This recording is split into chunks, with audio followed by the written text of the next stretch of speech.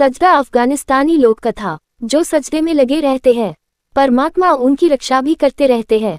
व्यर्थ की चिंता छोड़े, अहंकार छोड़े, बाकी तुम्हारा ध्यान तो वो रखता ही है। शुक्र है दात्या, शुक्र है। वो सजदे का वक्त। एक बुजुर्ग दरिया के किनारे पर जा रहे थे। एक जगह देखा कि दरिया की सतह से एक कछुआ निकला और पानी के किनारे पर आ गया।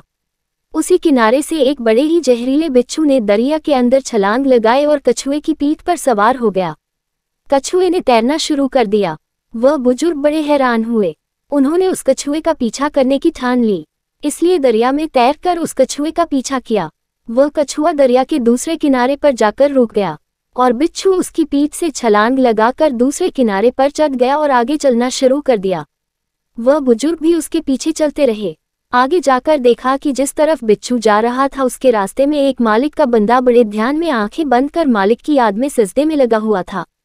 उस बुजुर्ग ने सोचा कि अगर यह बिच्छू उस नौजवान को काटना चाहेगा तो मैं करीब पहुंचने से पहले ही उसे अपनी लाठी से मार डालूंगा।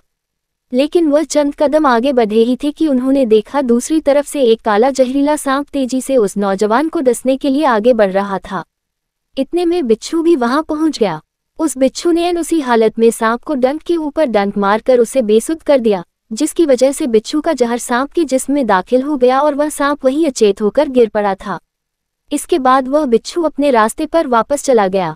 थोड़ी देर बाद जब मालिक का बंदा उठा तब उस बुजुर्ग ने उसे बताया कि मालिक तेरी हिफाजत के लिए कैसे उस कछुए को दरिया के किनारे लाया, फिर कैसे उस बिच्छू को कछुए की पीठ पर बैठाकर सांप से तेरी रक्षा के लिए भेजा। वह मालिक का प्यारा उस अचेत पड़े सांप को देखकर हैरान रह गया।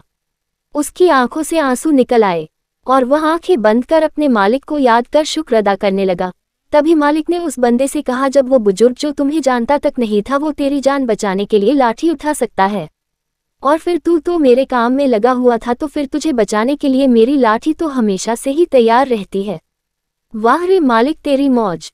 शुक्र है, शुक्र है, शुक्र ही शुक्र है मेरे दाता जी।